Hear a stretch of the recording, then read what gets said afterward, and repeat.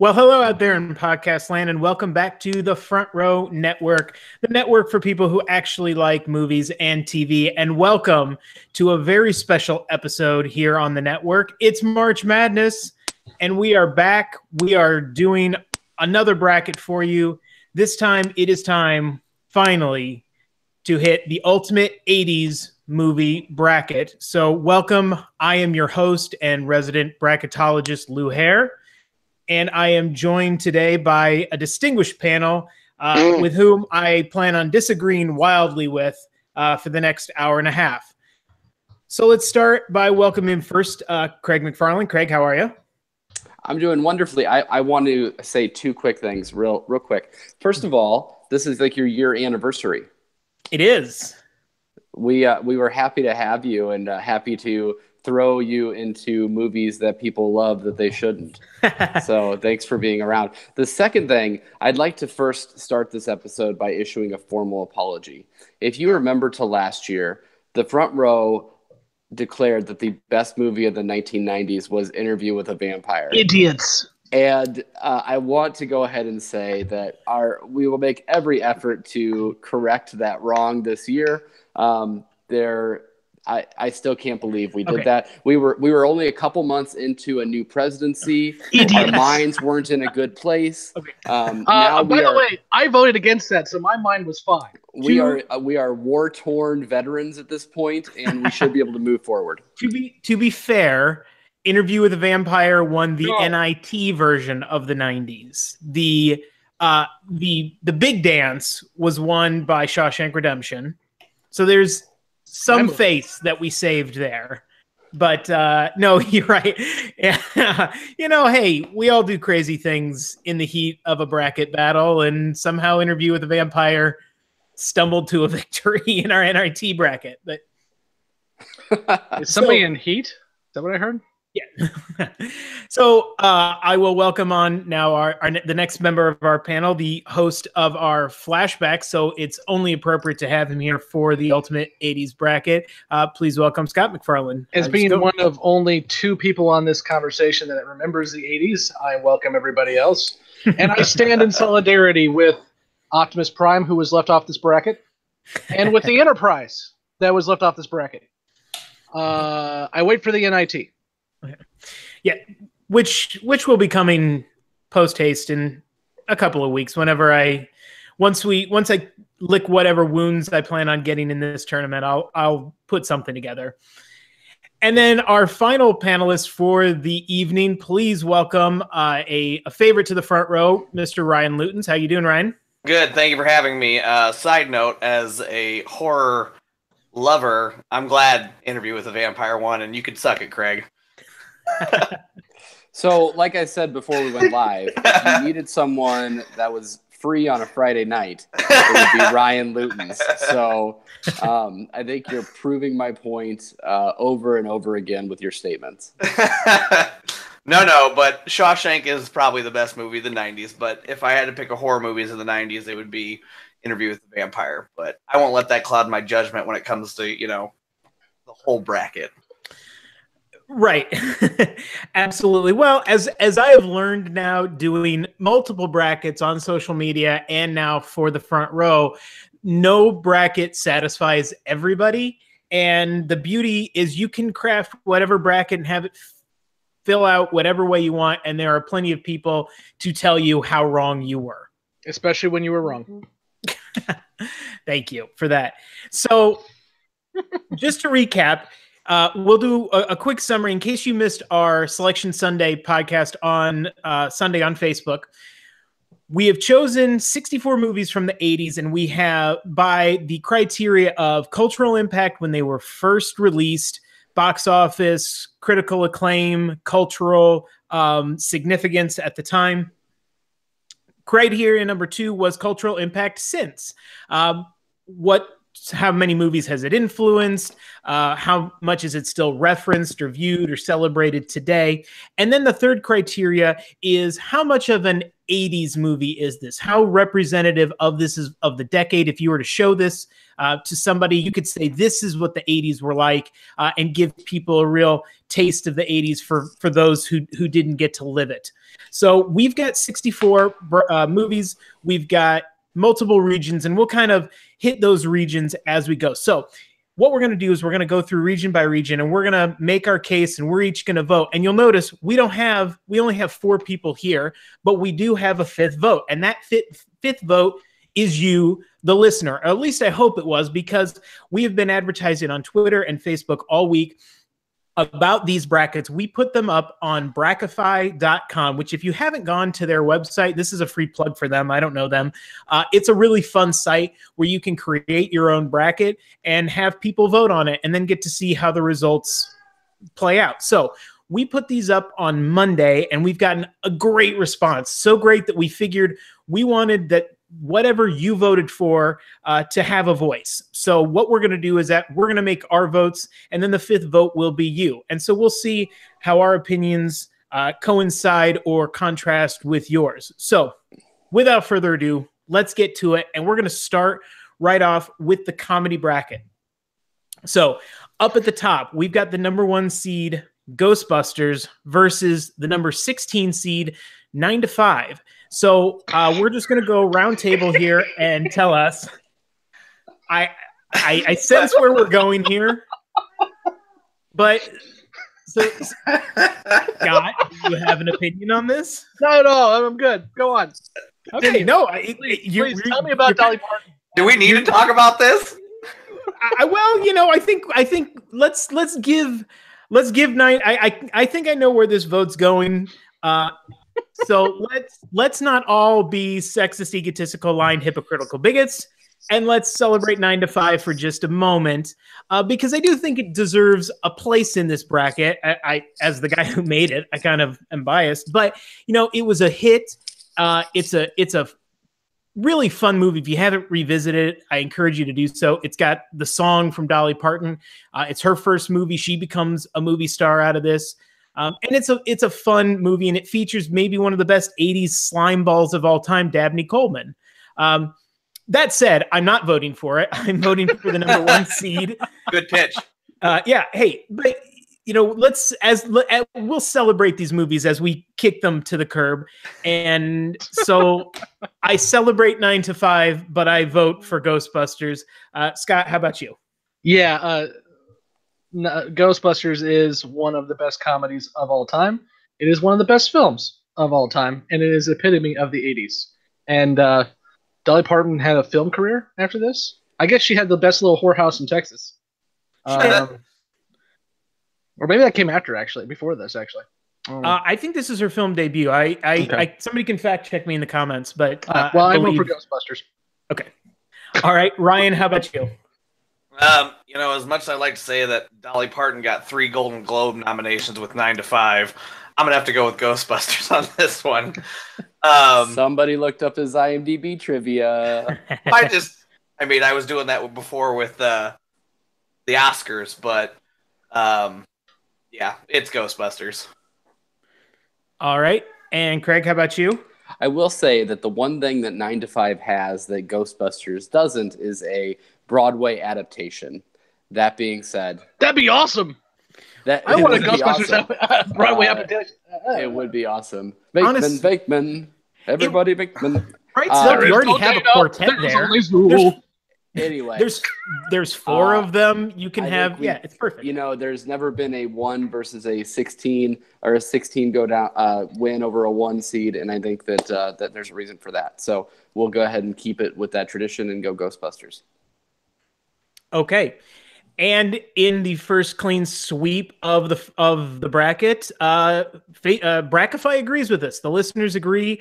Ghostbusters over 9 to 5 by a considerable margin. I won't say it's 9 to 5 was not the lowest voted movie in the first round, but it was close. So clearly, Ghostbusters. I'm going to chalk that up more as a victory for Ghostbusters and less as an embarrassment for 9 to 5. I may be cheating and looking at the Brackify. I want to know the certain amount of people who actually voted for it. It's very few, but you're odd. I'll tell you, it's a very empowering movie for women. I'm sure that there are a lot of females out there who voted for 9 to 5. I bet my wife probably, if she were here, probably would have told you she'd put 9 to 5 over Ghostbusters. But it's one of 2 DVDs that she owns. The rest of them are mine. They put it on DVD. You know, once you get that song in your head, it sticks with you. It's a great song. So, but okay. Well, it's gone, so we will move on and move on to our next matchup. It's going to face the winner. Ghostbusters moves on to face the winner of our 8 versus 9 seed matchup. We have John Hughes's Planes, Trains, and Automobiles versus Stripes, starring Bill Murray and Harold Ramis. Craig, let's start with you this time. Who you got? Oh yeah, sure. Why not? No, this is a really tough matchup because you've got powerhouses going against each other. And as you all know, because you were on the podcast with me to plug our own shows, this last Thanksgiving was the first time I had seen Planes, Trains, and Automobiles. So it's more fresh in my mind. But I will say I do want to go with Planes, Trains, and Automobiles only because now I think that there's a bit of a holiday significance to that movie. You can go back to it every single year. They are talking about remaking Stripes, rebooting it either as a TV series or as a movie, which is dreadful. But I'm going to have to go with Planes, Trains, and Automobiles here. All right. And Ryan, what say you? You know, growing up, my brother loved Planes, Trains, and Automobiles. My dad loved Stripes, so I was kind of caught in the middle of that when I looked at the bracket. You know, you have Bill Murray, and then you have John Candy. You have 2 iconic 80s funny men, and I'm going to have to go with Stripes on this one, just because I think Bill Murray is quite hilarious, and I think and you know, Harold Ramis back him up. I mean, it's like Ghostbusters all over again, so I'm going to go with Stripes. All right. And Scott, how about you? These are both some of my favorite movies, and obviously I love Bill Murray, and I also love John Candy. The problem with Stripes is it has the same problem that Full Metal Jacket does, and that is as soon as they leave boot camp, it kind of falls apart. The second half of the movie is definitely not as strong as the first half. And with Planes, Trains, and Automobiles, from the beginning all the way to the very still frame cheesy ending with John Candy, it is a perfect film. And just because of the rental car scene, I vote for Planes, Trains, and Automobiles. Gobble, gobble. Okay. So first of all, are you going to tie it up? Are you going to tie it up so the listeners before I do, before I tell you where I'm going to vote, I want to congratulate us. We made it to the second matchup out of 32 tonight before we got the first use of the word iconic. So kudos to us. For those of you who listen to our 90s bracket, that word got tossed around fast and loose, and I predict it will. So for those of you who are, maybe enjoying a beverage, you can, anytime you hear that word, take a sip. It'll be fun. Cheers. So, yeah. So, okay. As much as it would be fun to, okay, here's what I'm going to do. I'm going to go ahead and reveal the Brackify because the Brackify agrees with Craig and Scott, and it goes for Planes, Trains, and Automobiles. Whoop, whoop. So that makes it advance, and I would vote for it as well. I think I agree with what you said, Scott. Aside from the fact that it's one of the quintessential Bill Murray performances, he has so many of those and so many on this bracket that of the ones on this bracket, it's the one I ranked the least because the movie around it isn't as great. So as iconic as that training sequences and the basic training graduation is, Planes, Trains, and Automobiles from Bell to Bell is a great movie, and it's John Candy in his best role. And you can't have the 80s without John Candy. So, well, and before we let Stripes go to the way of the dodo, Harold Ramis is amazing in that too. I think actually Harold Ramis does a better job in this than he does in Ghostbusters because he has more to do in Stripes. Yep. So I love it for that reason too. Yes, no, 100% agree. And John Candy is also in Stripes. It should be noted, and he's great in it too. So he mud wrestles, as Ryan pointed out. Yes. All right. So Planes, Trains, and Automobiles advances. So next up, we have a 4 seed versus a 13 seed. The number 4 seed. Speaking of Bill Murray, let's talk Caddyshack. and we are going to versus another sports movie from the 80s, the baseball comedy Major League. So let's start, Ryan. Let's start with you. Caddyshack versus Major League. Who you got? The Dalai Lama said that when I'm on my deathbed, I have achieved total consciousness. So I got that going for me. Bill Murray, some of the most classic lines in that movie, where you have Major League, which has some of the best baseball zingers in that movie. Strike this guy out. I don't know if we're using the F-bomb like he uses it, but I'm going to have to say Caddyshack just because of the iconicness of Bill Murray's character acting in that movie, if you can call it character acting. He was basically on coke. Beer, Ryan.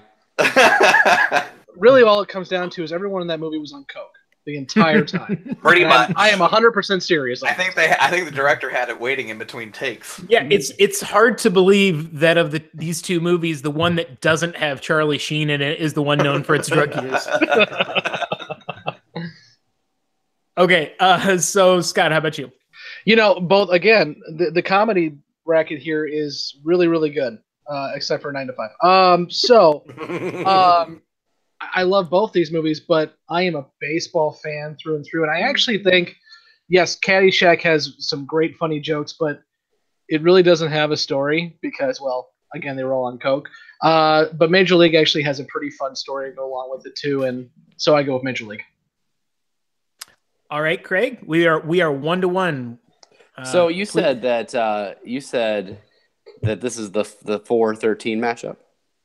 This is Caddyshack is a 4 seed. Major League is 13. I'm going with Marshall over Wichita State right now. Then I am picking.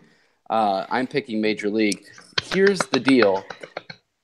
I'm just going to go ahead and throw out maybe the most unpopular opinion of the night. Caddyshack is not a funny movie. Whoa! Shots fired.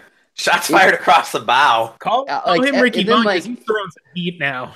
Like if you think about it, like Bill Murray kind of plays a bit of an offensive character in it. Like, just there's so many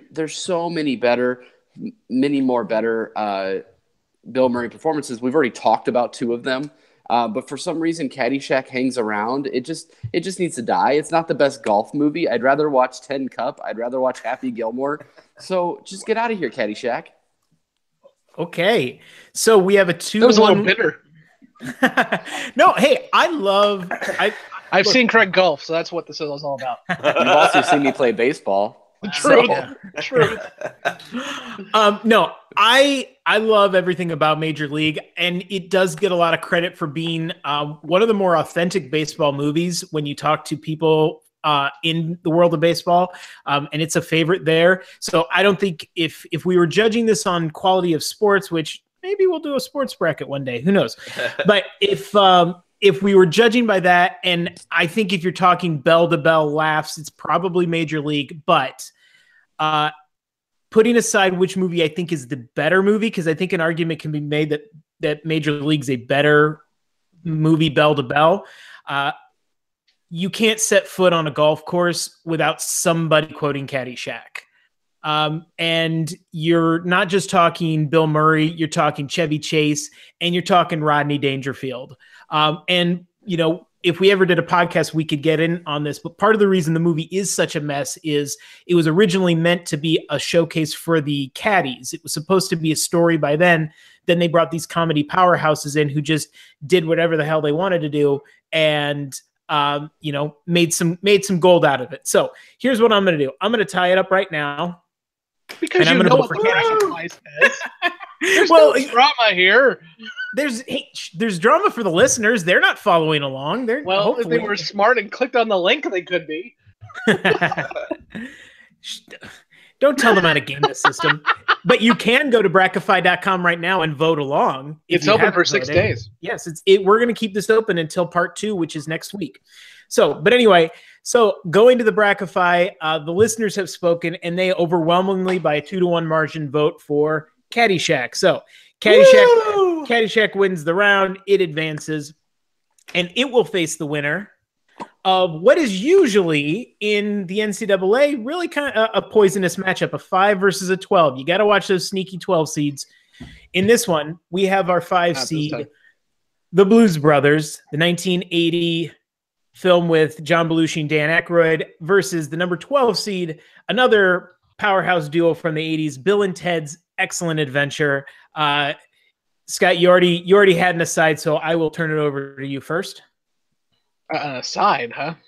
Yeah, I heard that. My earbuds are working. Yes. No, I'm from Illinois, and I love Chicago, and I love Chicago films, and yeah, I mean, this movie is a classic beyond belief. Actually, too, the Illinois Bicentennial going on right now. The Abraham Lincoln Presidential Library and Museum is having like the top 200 of everything. Craig's like gonna pass out on me. They just voted Blues Brothers as a top Illinois movie of all time, so I agree with them there. Okay, Craig, how about you? I hate Illinois Nazis, and I hate that that's so relevant in 2018. I'm voting for Blues Brothers. All right, and Ryan, what do you say? They say Rock Island, and I'm from Rock Island, so you gotta go for it. In the original sketch, the Blues Brothers were born in Rock Island, but they changed that for the movie. Yeah, that's dumb. I'm gonna go with the Blues Brothers. Correct. The urban legend that we heard around here in Rock Island is that they were originally supposed to film in Rock Island, but would not give them the tax breaks to do. Damn you, Simon! Damn you! But yeah, so they ended up filming in Chicago, which is almost as picturesque as Rock Island. But yeah, no, I'm voting for Blues Brothers on here. Just to say one thing about Bill and Ted, I think it's an underrated film of the 80s. It's a lot of fun. It's a little problematic, but I think a lot of these movies are problematic when you visit them 30 years later. But it's one of without that, we probably don't get Wayne's World. Keanu Reeves becomes a star out of this. I think it's certainly worth checking out, but it's not worth advancing over. Had a bit of staying power too. They just finished the Bill and Ted's Excellent Stage Show at Halloween Horror Nights for Universal in Orlando. So I mean. It like that ended this year, 2017 or last year. 2017 was the last year for it, so it did have some staying power. And like you said, it deserves a place. Deserves a place off this bracket right now, though. I will say, Bogus Journey is a better film. I would say that too. I knew that. That's Station. I'm not surprised at all that you would say that. But Battleship. So yeah, the one that leans really heavy into sci-fi. I'm stunned that that's what you would go with. It's 106 miles to Chicago. We got a Rufus. Half a pack of cigarettes. It's dark, and we're wearing sunglasses. So the audience agrees with us. They voted for Blues Brothers as well. It advances. So let's move to the other side of the comedy bracket, and let's look at the number 2 seed here. We've got a battle here, a Zucker Brothers, Leslie Nielsen showdown with our number 2 seed, Airplane, versus the number 15 seed, Naked Gun from the Files of Police Squad. 2 very funny, very silly movies. I like putting this matchup together because they're so similar. So let's start with Craig. What do you think? Pretty simple to me. Airplane, funnier movie, more staying power. Don't Call Me Shirley. Move on. Airplane. All right, and Ryan? I'm gonna have to agree with him wholeheartedly. I mean, that movie. The staying power of that movie, I think more of things in Airplane and things that I've seen. When I think of Naked Gun, I'm like, oh, Leslie Nielsen's in that. He's also an Airplane. Yeah, that's true. Surely you can't be serious. Sure. So, all right. Airplane. All right, and Scott, how about you? I don't know. O.J. Simpson's got some staying power. Dude won't go away. And yes, he was in that movie. But no, there's only one movie that people continue to quote to this day, whether you like it or not, and that's Airplane. Yeah, it's on the AFI's funniest movies of all time list for a reason. And I love Naked Gun. I will be honest, I haven't revisited it much since the OJ stuff. There might be a perverse glee now in watching him as the basically crash test dummy of the movie. But I suspect it's for staying power, since that's kind of probably hurt it. And without Airplane, you don't get Naked Gun. So let's just defer to the OG.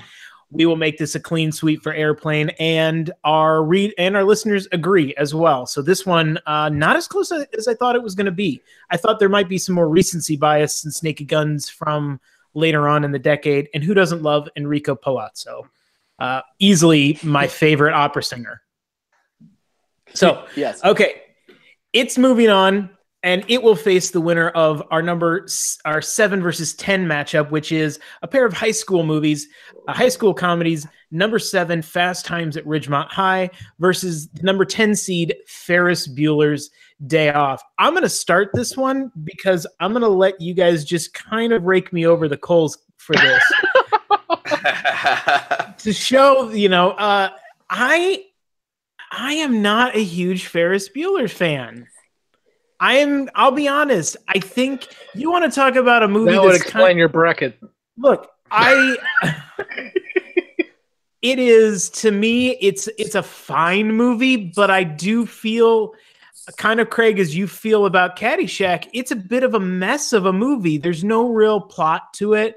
Ferris is kind of a dick.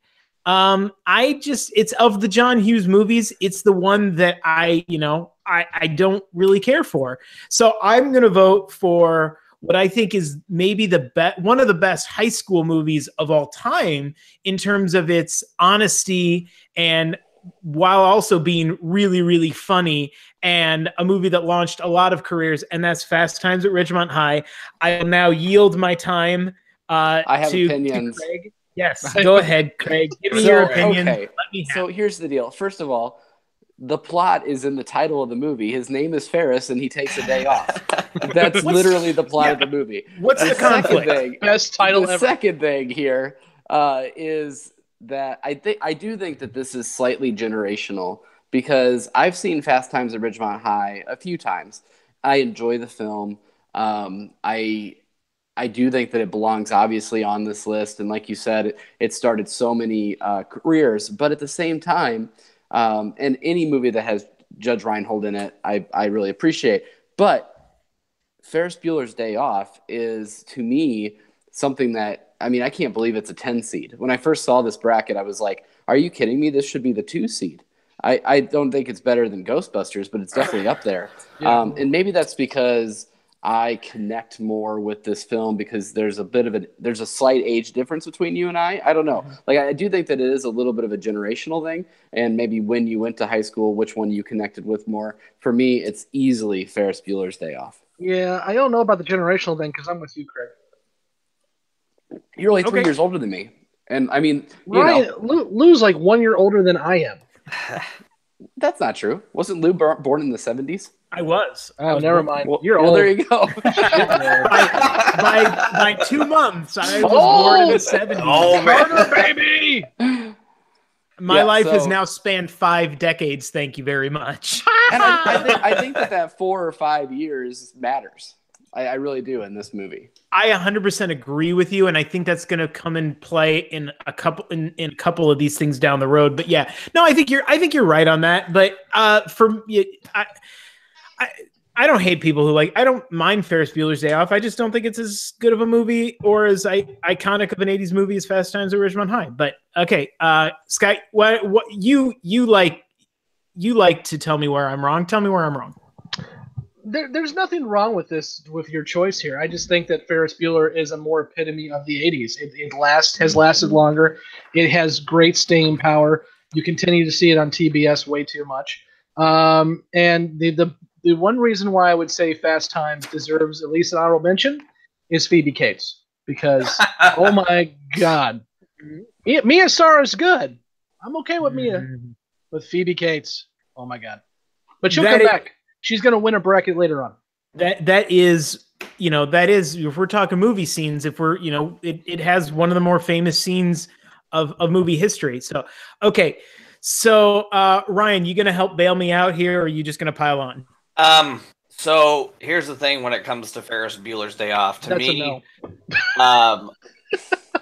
Alan Ruck stole that movie. When he said there, I bet you he's sitting in his car right now deciding where he's going. He's like, I'll go. He'll keep calling. I mean, I could not stop laughing at that part. But if we're talking 80s bracket, it's Fast Times at Ridgemont High. I'm sorry. That movie, it epitomizes 80s. I mean, the music, the style, the teacher. Donkey Shane is not 80s? Well, it is, but and Ferris's wardrobe is very 80s. Dude, yeah.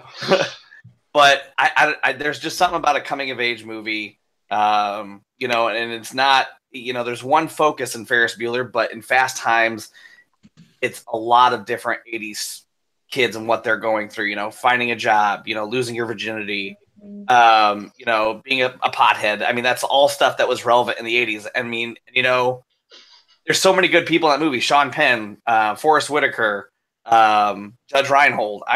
I'm sorry, but Cameron Crowe did it with that one. So, all right. Well, good. Well, this was closer than I thought, but Ferris Bueller's Day Off does dominate Fast Times at Ridgemont High in the listener vote. So I at least appreciate Ryan for having my back. Got you, Lou. We're gonna have you on for every other bracket now for the rest of till I stop doing these. Okay, so Ferris Bueller does advance, and so now let's go to two very interesting matchups here. I saved these for last because I liked these, and I'm kind of curious to see how they were going to fall out. So let's start with the number 3 seed versus the number 14 seed. So at the 3 seed, we have National Lampoon's Vacation versus the number 14 seed, National Lampoon's Christmas Vacation. 2 vacation movies, 2 chances for Chevy Chase to advance. I'm very curious to see how this is going to play out. Ryan, since you were so generous to me on the last matchup, I'll let you start this one. God, you have your, Sophie's choice here, man. Right. It really is. I'm going to have to go with Christmas Vacation just because my family watches it every Christmas morning. Not to say that I do not love National Lampoon's Vacation. They're both classics, but I'm sorry.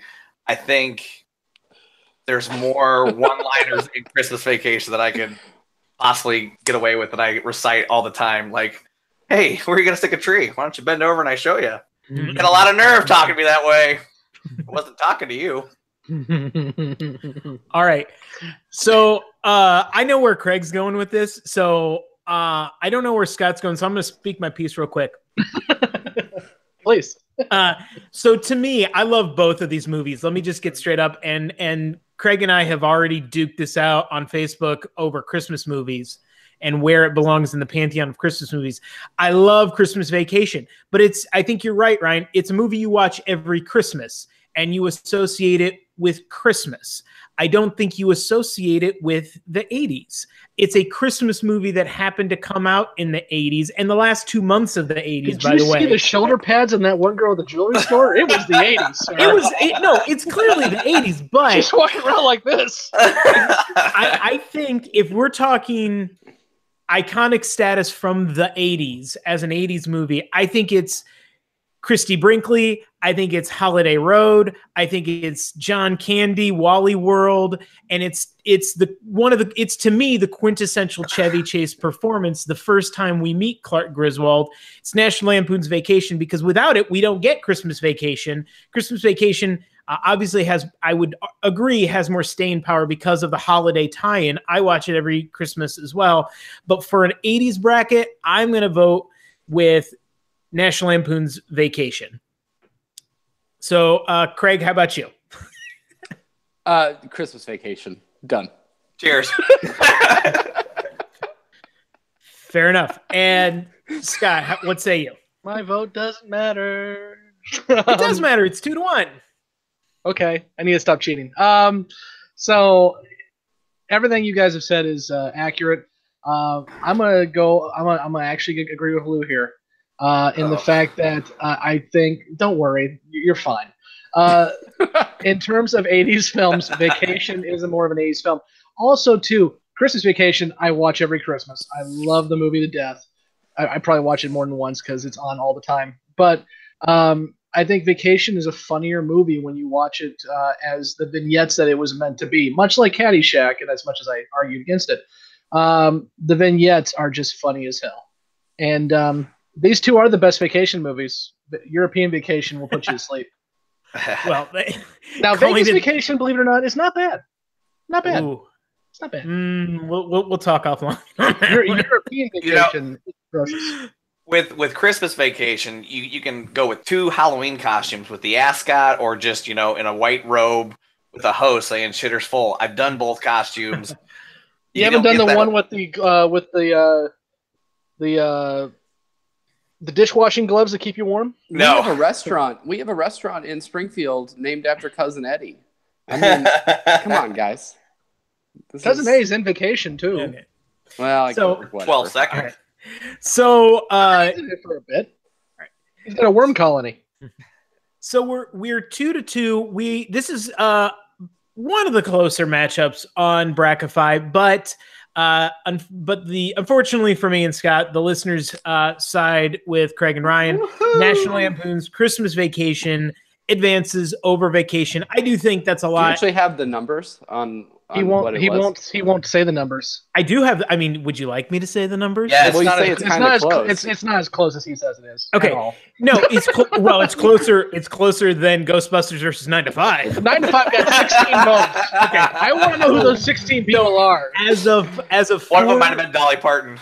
As of 4 p.m. today, when I printed these off for the podcast, National Lampoon's Christmas Vacation won 93-58 over National Lampoon's Vacation. Okay. So it is, I think it gets interesting as there's a lot of, there's some closer races. Speaking of, I've saved this for last before we move out. We have one last matchup in the comedy bracket. You're out of order. You're freaking me out. I'm bouncing. Hey, I'm trying to keep stretch it real. the drama. I'm a showman. This one's gonna be annoying. Okay, so it's annoying for me because I don't know if I've shared this on the podcast yet, but there is probably not a singular comedic figure that's had a bigger influence on my life than Eddie Murphy. And so it pained me to put 2 Eddie Murphy movies against each other, but I thought not only should he be represented twice as just not only the biggest comedic star of the 80s, but one of the biggest stars, period, of the 80s, it would be fun to put his 2 biggest hits up against each other. So with that, we have the number 6 seed, Beverly Hills Cop, versus the number 11 seed in Coming to America. This is the closest matchup that we've had on Brackify. But before we get to that, let's go around and let's start with Craig. Where's your vote going? So I'm sorry, I was totally zoning out. Coming to America is where my vote got. That's what got my vote for Brackify, and I know that's going to freak out Scott, but that's just in my opinion, the better film. I never bought into the Beverly Hills Cop series. I enjoyed them, I guess, but I just really enjoyed Coming to America. All right, so Scott, let me go to you next. What do you have to say? I vote for Trading Places. Which you're right. I actually looked it up. These 2 movies did much better in the theaters than Trading Places. Mm-hmm. But Trading Places is a much better film than both of these films. Dan Aykroyd and Eddie Murphy together. Jamie Lee Curtis flashing us in a movie. I'm having a pattern here. But Trading Places is a great movie. Now, Coming to America is a fun movie. I mean, the whole joke with the McDonald's arches and/or M, great, haha. But Beverly Hills Cop is it's a much more fun action film. In fact, I would almost say this could be in an action category too. But you always make your comedy brackets way too long. Looking at you, Lou. Why did the comedy get their own side of a tournament when everyone else gets jammed into the corner? Action has its own bracket too. Action and horror. Why not give horror something? Yeah. Why not give sci-fi sometime here? Okay. Let's see. Everyone's a critic. Yeah. But I will also throw them spitballs from the back. That's fine. This is also why I will say Beverly Hills Cop should win this is because it is the only one, as much as Beverly Hills Cop 3 sucked, it's the only one to spawn a franchise. And soon to be a TV show. I know they're still in the works with that. So it actually has a franchise behind it where I know there's been talks about doing a Coming to America sequel, but Eddie Murphy's career has kind of Pluto Nashed itself to death, so I don't think that's going to happen. He just signed on to Triplets with Danny DeVito and Arnold Schwarzenegger, so he's got that going. That was like a year ago they announced that. No, they announced that. No, they just announced Eddie Murphy like yesterday. Oh, okay. Yeah, at South by Southwest, Schwarzenegger said that the script is done and Eddie is in. I'm all for that. It can't be as bad as Pluto Nash or Haunted Mansion, so it's fine. What about Meet Dave? I never watched that, so it's okay. Okay. All right. So, Ryan, what do you say? You know, I'm going to have to, I have, with Scott, you know, this is an action movie where Eddie Murphy is just funny in it, and there's, you know, a few other funny lines that Eddie does not deliver. But in Coming America, you have Eddie Murphy and Eddie Murphy and Eddie Murphy. Just that whole barbershop scene is quite It's hilarious. Flubber before Flubber. Right. So, you know, Nutty Professor. You know, I'm sorry, I'm gonna have to go with Coming to America. What you just what? You made the argument for Beverly Hills Cop and then you switched. No, well, it's because Coming to America is more of a comedy and it's got Eddie Murphy in other roles. I'm So sorry. you're voting against the bracket, not the film. Come on. Coming to America. Okay. If it was an action, I'd vote for. You could have saved the day, and you did. Okay. So this is a hard matchup for me, and even so, you know, seedings aside of 6 versus 11, as I said on the selection, I kind of went with the top 8 and the bottom 8, and then tried to choose matchups that I thought would be interesting for a first round, just so that we just didn't have a bunch of chalk picks without at least having to think about it. So, and this one makes me think because, as I mentioned earlier, I adore Eddie Murphy. Late 90s career aside, his contributions to comedy, I think, get overlooked because of the latter part of his career. And he was the biggest movie star in the 80s. So with that, of these two, I think I agree with you that Coming to America is probably a better performance by Eddie Murphy, not just in the romantic comedy area, but in the multiple performances. But Beverly Hills Cop is the highest grossing movie of 1984 for an R-rated comedy. That's incredible. Against Ghostbusters, Karate Kid, Gremlins, it still made more money than all of those, which shows how important Eddie Murphy was to the 80s. It's got the song Axel F, which is a great 80s song. And it showed on a keyboard. But it works, man. It works. So it's actually 4 notes. All right. I love both of the I love both of these movies, and but I'm going to go with the more iconic performance, and that's Beverly Hills Cop to tie it up. He's wearing Adidas on a Mercedes. That is a perfect poster. Oh no, it's one of my favorite movie posters of all time. It's one of the great images of all time. It's perfect. It's Detroit meets LA. It's great. So we're gonna turn to the viewers, and I said no. Hey, spoilers. As I said before, this was the closest matchup on the entire bracket. I think people were just as conflicted as I was, which made my heart a little happy, to be honest. But ultimately, by 2 votes, by a score of 78 to 76, Coming to America advances over Beverly Hills Cop. Prince Hakeem, maybe I don't know. That's a different movie. Just so you know, that's West Side Story. America. Wow. But the director of that also made a Star Trek film that didn't show up on this. Actually, that was 79. Yeah, I'm well aware. I'm well aware. There's no Star Trek. We've been through this. We will be through it again. We haven't got to the sci-fi yet. Yeah. Okay. So. Okay. So. Moving that takes us out of the comedy bracket. Let's go to our other bracket, which is the action horror bracket. But I thought you said action got its own bracket. Action did get its own bracket. And it's like 2 or 3. Okay. You lie. Yeah, there's 3 horror movies on here. Let's be real. Okay. I don't know. There's a couple on here that could be categorized as horror films. they're a horror to watch. Oh, okay. So let's start off at the top of the bracket. The number 1 seed, Raiders of the Lost Ark, versus the number 16 seed, Big Trouble in Little China. Scott, what do you have to say? There is one true trilogy. It is not Lord of the Rings. It is not Back to the Future. It is not Star Wars. It is Indiana Jones. And I don't count the fourth one, so it's still a trilogy. What about the one that's coming? Shush. No, Big Trouble in Little China is a fun film. It's fun to watch, but I'm not going to sit down and watch it over and over and over again, and I will continue to watch Raiders. Although Temple of Doom is still a better film, Raiders is amazing. All right. Ryan, how about you? I would love to give John Carpenter some credit and vote for Big Trouble in Little China. And it is a nice action movie. It's got everything. But Raiders. It had Raiden before Raiden. Yeah. All right. And Craig, how about you?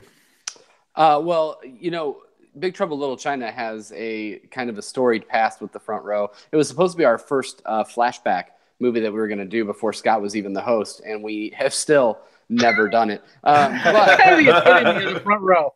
Yeah, The Last Starfighter also has been mentioned. I'm working on a billion times. I'm working on it. We're going to do that. So anyway, it's definitely Raiders of the Lost Ark, and I will say that a fun new rumor coming to Walt Disney World is that they are going to bring over the Pirates of the Caribbean ride system from Shanghai Disney and put that into an Indiana Jones ride, and I'm pretty pumped about that. That'd be awesome. So, if you have not seen the YouTube of Pirates of the Caribbean from Shanghai, do that immediately following this podcast. I would just say incredible. I would just say a cookie cutter from California, the Indiana Jones ride there.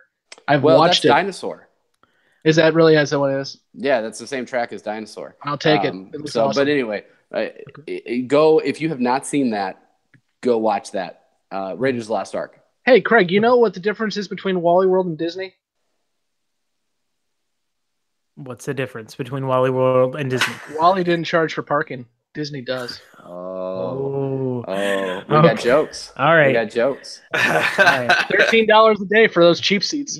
All right. Well, we'll save some of the Disney talk for the next episode of Beyond the Mouse, which you can find on our feed. Being recorded this week. But I'm going to myself and the voter and the readers. I'm not going to draw it to suspense because there is no suspense to draw on this one. It's the number 1 seed for a reason. Raiders of the Lost Ark advances. Big Trouble in Little China, I think, has a really a soft spot in a lot of people's hearts.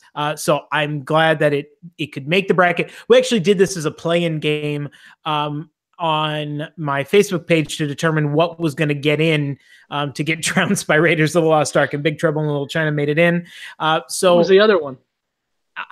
God, I knew you were going to ask it, and it was that good. I don't remember what honestly, I don't remember what it was at the time, but it doesn't matter. It's out. So is Big Trouble in Little China. Raiders of the Lost Ark advances. It's going to take on the winner of our number 8 versus 9. So Ryan, you wanted some horror. We're going to give you some horror. Okay. I can't see that, Craig. Talk so you make a bigger screen. Here. So I don't know if you guys are seeing this, but this is like real time. The 16 seed is beating the 1 seed. That's awesome. Right now. It's not that awesome. No. All right. So let's move on to 2 really iconic, because it's been a minute since we've said that. Oh my God. Stop with the iconic. It's Freddy versus Jason. It's the number 8 seed, A Nightmare on Elm Street, versus the number 9 seed, Friday the 13th. Ryan, you get the floor. You get the first vote. You go for it. Tell me who you got. You know what? You have John Carpenter on here for Big Trouble in Little China when you could have had him on here for The Thing, but I already mentioned The Thing. I digress. I got you. Which one of those 2 movies is being remade starring The Rock again? I'm just saying. The Rock's in every film right now, right? Right, but one's actually getting remade, which means people are actually interested in one of those. Yeah, but John Carpenter's also teaming up with Danny McBride to make a definitive Halloween movie, so there's that. Are you really going to fight us on if The Thing has staying power? Yes, over Big Trouble in Little China. Yes. Oh my God. That ending. Yes. No, hold on. The ending of the Thing. Just in pop culture alone, man, you're wow. Thing has been around and continues to be around and continue to be talked about as one of the best films of all time. And Big Trouble in Little China is not. Yeah. When you say John Carpenter, I don't think Big Trouble in Little China. I think Halloween, The Thing, The Fog, then Big Trouble in Little China somewhere down The towards Fog had the bottom. kid from Smallville in it, right? Right. That was the new one. All right. All right. So back moving to 8 and 9. Back to 8 and 9. Okay. You have two movies that started a revolution when it comes to horror. Now that revolution was tainted after these first two movies because then their sequels just kind of digressed into stupidity. Hey, I will stand behind the Dream Warriors, sir. I am the Wizard Master. I would agree. I love that one. I do too. It's good. But here's my thing. Okay, so you have two movies that revolutionized the horror era with the 80s. You've got a dreamlike warrior, afraid to go to sleep. He'll kill you in any way, shape, or form. He'll drag you across the roof. He'll hang you. He'll pull you in your bed and splat out this pool of blood. But to me, the kills were better in Friday the 13th. And from there, they just tried to outdo themselves. And I think that with the whole twist ending of Friday the 13th, this deserves to win. I believe it deserves to upset Nightmare on Elm Street.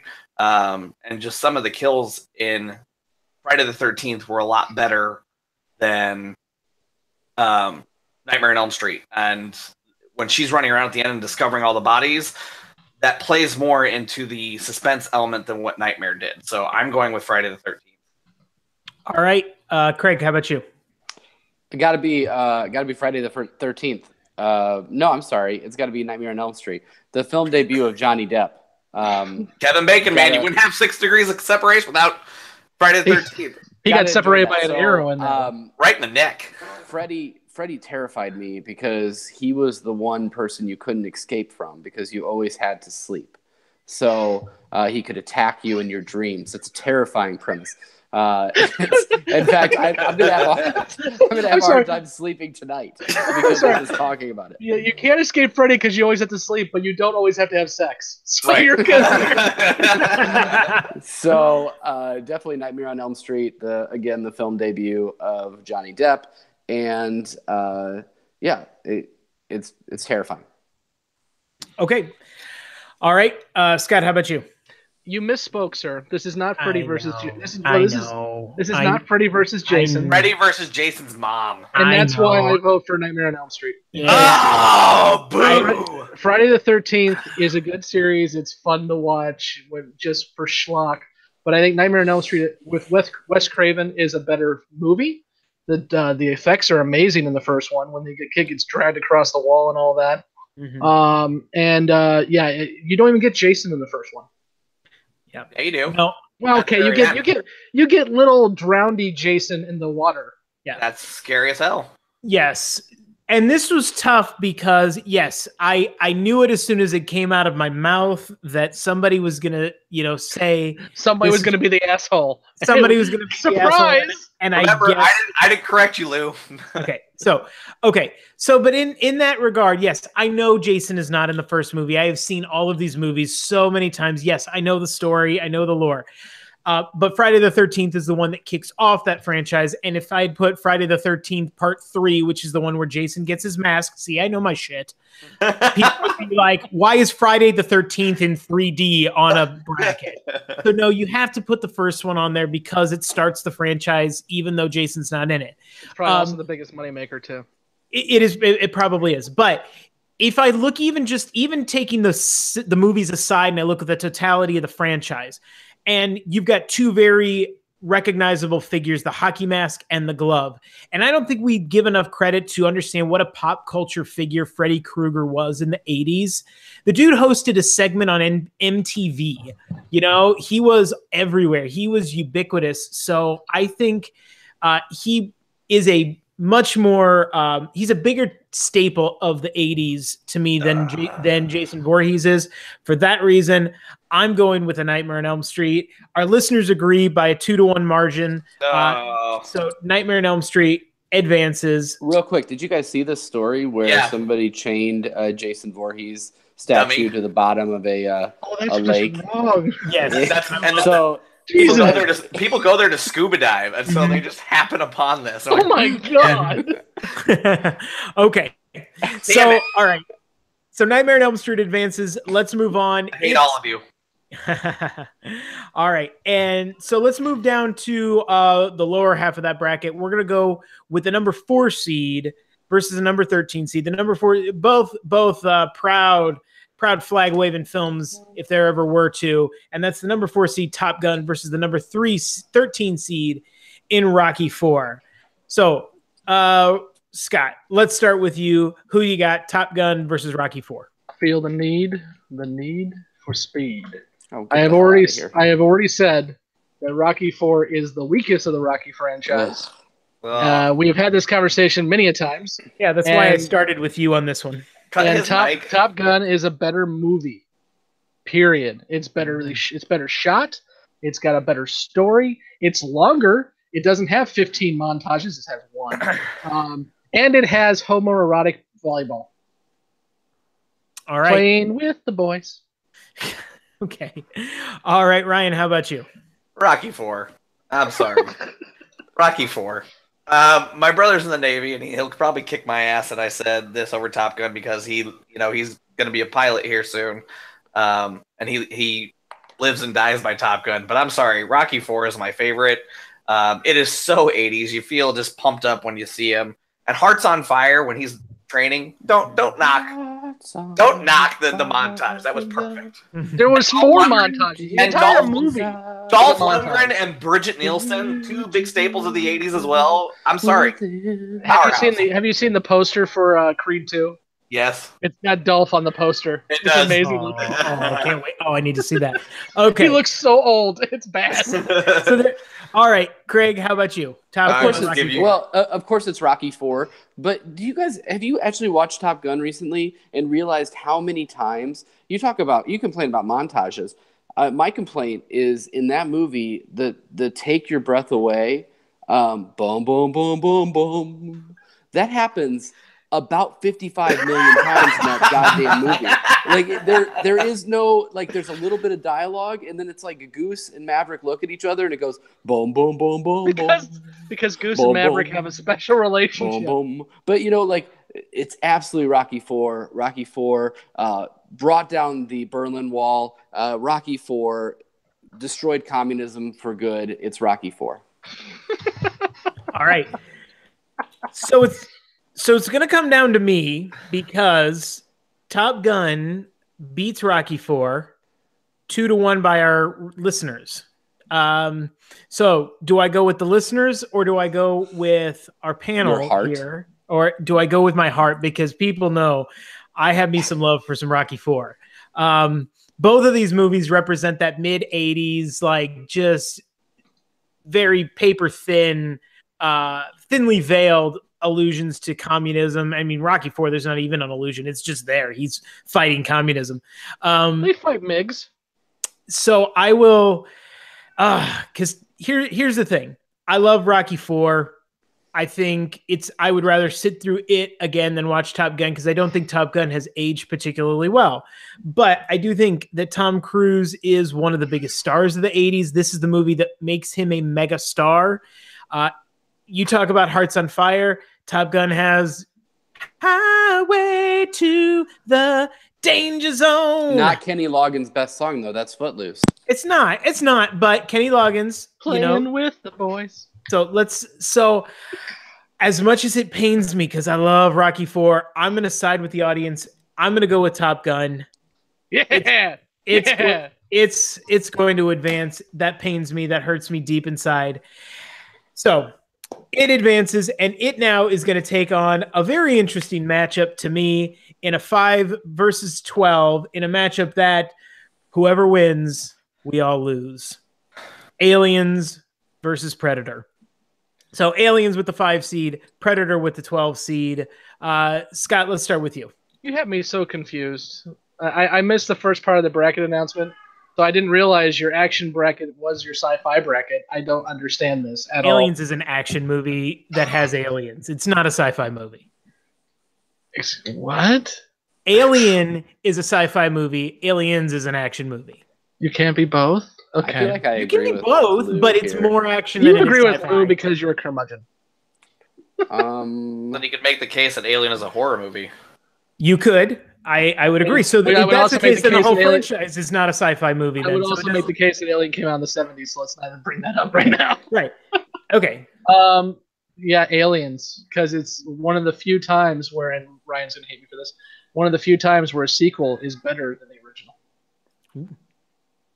I agree with him. I agree with him. Me and Godfather 2, Yep. Aliens, Terminator 2. Scott and I did a podcast on Aliens, and I have nothing but adoration for both these movies, but Aliens takes the cake. All But right. there is only one film that you got two governors to go after an alien together, and it wasn't Aliens. It was Predator. Yeah. I don't have time to bleed. But you bled a lot. That is a great line, and I just love the machismo of that movie. Before let's give it its due, because I'm voting for Aliens. It's going to move on. We'll hear from Craig in a second, but He's too busy watching the NCAA. He's fine. Yeah, to give Predator its due, it is like just a wash of 80s just macho. I thought you were going to say something else. Oh, okay. Well, what do you think I was going to? It's a wash with 80s just. And I was like, what? No, that was at Fast Times at Ridgemont High. Anyway, wow. No, Predator is a lot of. I mean, again, love me some Carl Weathers, love Schwarzenegger and Jesse Ventura, but no, it's got to be Aliens here. It's a great movie. We're going to talk about it more in later brackets, but I'm going to move Aliens. Craig, can we pull you away from the basketball, the sports ball, to give us a vote? He's not even watching basketball. He's just watching the scores update. No, I download the app now. Okay. Aliens is definitely the winner here. I enjoy it more because I would argue, probably only myself would believe this, but Danny Glover's performance in Predator 2 makes Predator 2 a better movie than it is a better movie. I agree with you. So anyway, that's why I would focus on this. The subway scene, man, that is brutal. Bill Paxton. Okay. Ooh. So, all right. So, Aliens. It's not game over for Aliens just yet. So it moves on. Moving over to the other side of the action bracket, we're gonna have the number 2 seed, Die Hard, versus the number 15 seed, Rambo: First Blood Part 2. Ryan, you're shaking your head. I feel like you have something to say. Go for it. It's Die Hard. I'm sorry. It's Die Hard. I mean, you have the best villain ever in Hans Gruber. I'm sorry. Die Hard. That's it. Okay. Scott? Yeah, okay. It obviously is Die Hard because it is the best action film of all time. And every single action film that came out after Die Hard aped Die Hard. So that being said, Rambo is the 80s kind of combined into one processed cheese roll and sent out to the masses. It is something else. I think it actually is the weakest of the Rambo quadrilogy, but it is an amazing 80s flick. But Die Hard wins. All right, and Craig, you? Die Hard. This one's pretty easy for me. So I was gonna be a contrarian only to piss off Scott, but not worth it. No, I think there's plenty of time for pissing off Scott later. It comes in the sci-fi bracket. Yeah. So no, it's Die Hard with me too. To just say something, because Stallone now has no representation in the next round, and that's, I think, a shame. That's your fault. That is my fault. You voted Where's against Cobra? Rocky 4. I agree. And where's Cobra? Where's Commando? I defy Commando. Commando was Schwarzenegger. Although that would have been an awesome right. team. Sorry. But What about Over the Top? Arm wrestling. We already had this conversation. There are no canon films on this list. Yeah. Over the Top would have been fine. All right. So the two roles we most associate Stallone with are Rocky and Rambo. I didn't think we could do more than 2 Stallone films in a 16-round bracket. As much as I love Stallone, but when I look at these two, you're right, Scott. It's Die Hard over Rambo. And for no other reason, and no other reasons needed. So, and the listeners agree with us as well. Die Hard advances with a huge margin. This is one of the bigger blowouts, 131-11. It's also the best Christmas film of all time. So Die Hard advances. It's going to move on. Winner of the 7 versus 10 matchup, the number 7 seed, the Terminator, versus the number 10 seed in RoboCop. So let's start with Craig. It's going to be Terminator here. It's another movie where I think that the sequel is better than the original, but it lays the groundwork for that sequel to be made. I do enjoy RoboCop. It's got a lot of it's kind of got that dark sense of humor about it, but I really enjoy Terminator, so that moves on for me. Okay. And Ryan, how about you? It's Terminator. RoboCop is excellent, and I love it, but still, Terminator is more iconic. I mean, I think it lasts more than RoboCop, because when you think RoboCop nowadays, kids are going to associate the reboot, which was just god-awful, so Terminator for me. God, I hope people don't associate the reboot. Okay, and Scott? Paul Verhoeven, as a director, is just he's something else. Shut up. Ignore that.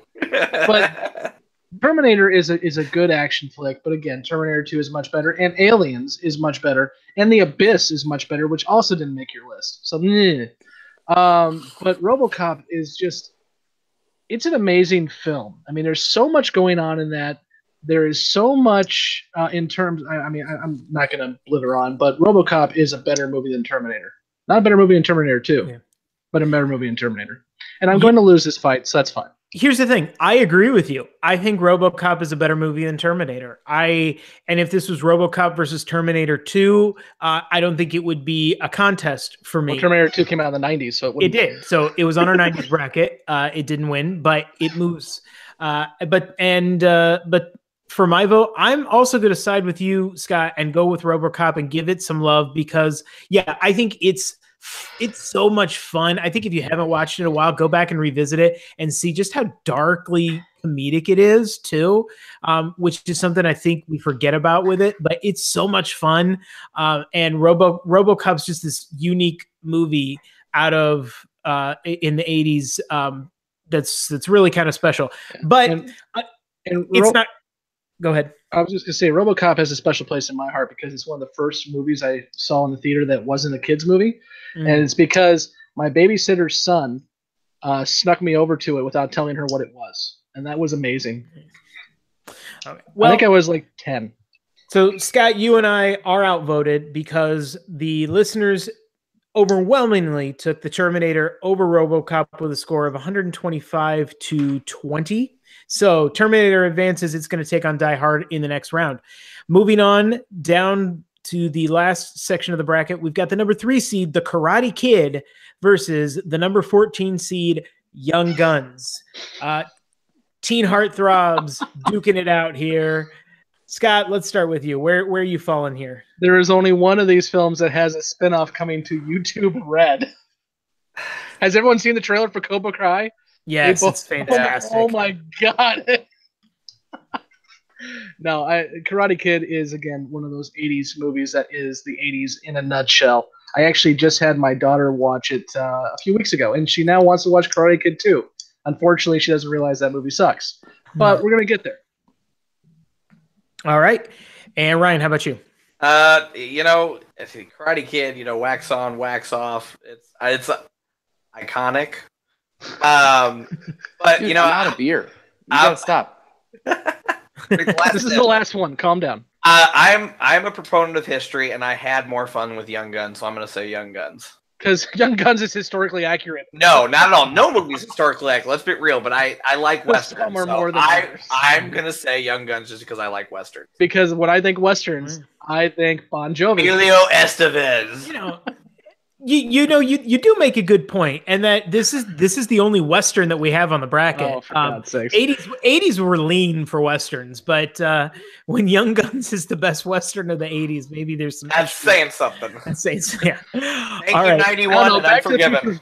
Back to the Future 3. Oh, that was 90, wasn't it? That was 90. So, yep. All right. You're right. Craig, how about you? I was saying that I'm out of beer because I was doing the drinking game to Iconic, and he said it a million times. So Just once. I gotta say, it's got to be Karate Kid. Jaden Smith Good was man. so good in that movie. that... Shut up. All right, no, really, no, Karate Kid. Yeah. Nope. I agree with you. I'm going with Karate Kid. It's going to move on. Just to say something real quick about Young Guns, but it is a who's who of 80s heartthrobs: Charlie Sheen, Emilio Estevez, Kiefer Sutherland, Lou Diamond Phillips.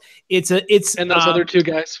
But yeah, it's a fun 80s movie. But up against the Karate Kid, it's wax on, wax off. It's going to wax Young Guns off of this bracket. The listeners agree. It dominates 118-24 over Young Guns. It's moving on, and it's going to meet the final matchup in our action bracket, and that is the number 6 seed Lethal Weapon versus the number 11 seed Poltergeist. This is maybe the biggest clash of styles that we've had so far, so I'm interested to see where we go. I'm going to start.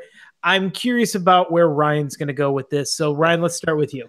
All right. I love Lethal Weapon. I have all 4 of them. They're great movies. Mel Gibson is crazy. We know this. Danny Glover is hilarious. But let's not get away from the fact that Poltergeist actually used real corpses in that pool scene. This is a horror movie. Let it be an action movie. Okay. It used real corpses. It's Tobe Hooper. Steven Spielberg produced it. He directed it too. Tobe Hooper directed it. He gets the credit for directing. Steven Spielberg directed it. Okay, you're right. But I mean, a PG movie with a guy ripping his face off. Come on, there's no other. I love Lethal Weapon, great movies, but Poltergeist. Okay, Scott, how about you? Yeah, no, sorry, Ryan. Lethal Weapon is an amazing movie, and again, an amazing franchise that actually is part 3 not so much, but gets better as it goes because these guys become true buddies in these films as they moves on. And this is a great movie. It's fun. It's 80s again, and we don't have any more buddy cops on here, which we should. So I go with this because buddy cop was the 80s. Mm-hmm. All right, and Craig, you? I'm going to go with Lethal Weapon as well. The thing I hate more than the horror genre is Ryan's goatee, so I'm going to go with Lethal Weapon. My beard's coming in, man, slowly but surely. Okay, I agree with you, Ryan, in the sense that Poltergeist, is an incredibly effective horror movie, even as a PG movie, and it shows that you don't have to have a lot of gore and guts to get scary effects. You can freak people out. That said, I can't not advance Lethal Weapon for the reasons you guys already admitted. The buddy cop genre was not invented by Lethal Weapon. It was actually invented by not invented, but introduced in 48 Hours with another Eddie Murphy movie, might I add. But it is perfected in Lethal Weapon. If I'm being honest, and Red Dawn. What is that movie? Arnold. Red Heat. Red Heat. That's it. Red Heat. The Jim Belushi. Yep. Arnold Schwarzenegger. It was a joke that I messed up the title. Shut up. Okay, there we go. So, but anyway, honestly, we could put Lethal Weapon 2 here in this place, but you got to give credit to the OG. Yeah, I get that. Lethal Weapon's advancing. The readers agree with I keep saying readers. The listeners agree to us. Lethal Weapon advances over Poltergeist 96-48, and that will do it for our action bracket. One quick thing. You said Poltergeist was a PG film, but that's because there was no PG-13. Poltergeist made PG-13. Hey, they got away with it. Yeah, Steven Spielberg broke the rating system with that and Gremlins. With Jaws, he had a naked woman in a PG Temple movie. Temple of Doom. So, all right. So let's move on then. And let's move on to the bracket that I think is going we're still going? We're still going. I thought we were only doing half the side this time. No, we're doing. That's what I'm saying. We need to speed this up. This is half. Okay, yeah, we're gonna spend half of the round. The matches we're doing. I'm ready to blow through these. All right, let's. Okay, we're gonna blow through these because I think there's some chalk picks that are gonna be coming up here. But let's start first before we all tire ourselves out. Let's let Scott wear himself out in the sci-fi fantasy bracket. Oh, the He's bracket already- that's like 4 movies because God, why? He's already raked me over the coals on YouTube, which you can go back and check about my I'll do it again. supposed lack of love for sci-fi. But as you can see, they're scattered all over the Star bracket. Trek But, 2, Enemy Mine, Last Starfighter. Last Yeah, Starfighter, we get it. You like sci-fi. Okay. Abyss. So let's start with the movies that are on this bracket, and we'll go with the number 1 seed. This is sci-fi and fantasy, not just science fiction. So See, it doesn't even get its own bracket. okay. The number 1 seed, Back to the Future versus the number 8 seed, Tim Burton's Pee-wee's Big Adventure. Ryan, you look like you had something you wanted to say. Just it's number 1. I mean, as much as I love what's her name? Large Marge or not Large Marge? Large Marge, you're right. Large Yeah. Marge. As much as I love her, I'm sorry, Back to the Future. Going with the 1. All right, Craig. As much as I love her, I can't remember her name. Yeah, it's Back to the Future. All right, Scott. Go watch Big Top Pee-wee. Craig, I love you. Go watch Big Top Pee-wee because it has Chris Christopherson as a circus act. It's fun. Okay. Back to the Future. Yep. But Back to the Future 3 is better. Oh, good Lord, man. You're triggering me No, all over. that's not even true. I'm sorry. Lord. Okay, Let's- you're just trolling. Okay. So no, it's a clean sweep Goddamn here. train. Are you Yeah, kidding me? Look, just to give it some love, Pee-wee's Big Adventure does put Tim Burton on the map as a director. Unfortunately. Pee-wee Herman is a pretty big staple of the 80s, not just from the movie, but from his television show, which he gets because of this movie. That being said, Back to the Future, it's a number 1 seed for a reason. Our listeners agree. In fact, this is the biggest blowout of all of our matchups, 135-7, Back to the Future over Pee-wee's Big Adventure. So How does I'm sorry, I'll say this one more time. How does 9 to 5 get more votes than Pee-wee? Because it was up against Back to the Future. I mean, if you look, Back to the Future is extremely popular in that bracket. Yeah. Ghostbusters. Not to spoil the bracket, but it's very Okay. popular. Okay. So So moving along, it's going to face off the winner of our 4 versus 5 seed. Now, keep in mind, these are different seeds because we've got only 8 in this region. It's going to face off against the 8, the winner of the drama, which also has 8. So in our 4 versus 5 matchup, we have the 4 seed Gremlins versus the 5th seed in Labyrinth. Scott, let's start with you. Yeah. Gremlins. Yes. Gremlins 2 is better. It is. Okay, Ryan. Okay, must advance around. Ryan, The how about Gremlins you? through the shredder. Gremlins, no doubt. Okay, and Craig, how about I you? got to show some love to Labyrinth. I've never been a Gremlins guy. There's so many better representations of the 80s out there, and I think that Labyrinth is one of those better representations. Okay, I disagree with you, and Gremlins is advantage. Straight 7. So hilarious. yeah. No, Gremlins, Labyrinth. Obviously, David Bowie's I almost said iconic, but you're out of beer, so I You won't just say did. it. I just did. David Bowie gives a great performance in it, and it's held its own as a cult following. But against Gremlins, it's just too much. Listeners agree. It advances Gremlins over Labyrinth to the next round. Okay, now we have the Battle of the Burtons. The number 3 seed. How is Batman sci-fi and/or fantasy? And how is Beetlejuice sci-fi or fantasy? It's horror or comedy. Fantasy? They're both fantastical worlds. Beetlejuice is more horror than anything else. Okay. Listen, there are. I think it's. Are they going to win, Craig? What's You going on make there? you make They're, one of these things, okay? The 16 seed is up by 16 points with But- 3 minutes left. But if Oh, I made geez. Lou, if I made one of these things, I couldn't make fun of you for making it. Well, exactly. That's half the fun. Lou, I appreciate you. Thank you. This is my cross to bear. I will bear it proudly, and I will make you choose between It's the not that sci-fi hard of a fantasy choice. between. It's not that Tim hard of a Burton, choice. Batman. It's not that hard of a choice. Okay. Well, then make your choice, Ryan. Batman. I'm a Batman fan through and through as much as I love Beetlejuice. Batman. I mean, Jack Nicholson is Joker, period. All right. How about you, Scott? Yeah, with Batman brought back the comic franchise and also killed the comic franchises for a while too. But I was just watching Justice League for the first time ever tonight. It's terrible. Did you keep your food down? Oh god, it's bad. But the one thing they have going for it is every once in a while they add the Danny Elfman Batman score because they're trying to say, look, it's Batman. That score alone makes this an amazing film. And also with Batman, we got Batman the Animated Series that came directly off this movie, and that is the best cartoon ever. And then you have Nolan. Yeah, Nolan's good for 2 out of 3. Yeah. Okay. Dark Knight Rises is shit. I agree. Well, when we get to our 2000s bracket, we can discuss that. Oh, that's going to be a fun one.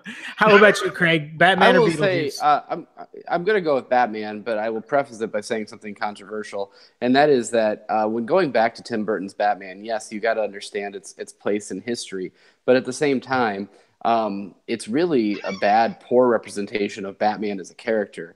In fact, I would say that it's probably the closest to Snyder's representation of Batman because he's got guns and he likes to kill and all of that. So, I don't like that about Batman, but you got to give it to it over Beetlejuice. Does he kill anyone in Batman 1? No, now Batman Returns. He absolutely takes out some henchmen with his gun on the Batmobile. He does blow up that factory. Yes, you're right. But Batman, his evolution of Batman is better represented in Batman Returns. Yeah. Batman Returns is a strange film. Okay. Also, agree with the guilty pleasure that Batman Forever was actually a pretty solid film. I like it. Go ahead. I like 100%. And Val Kilmer is actually a good Bruce Wayne, better than Ben Affleck.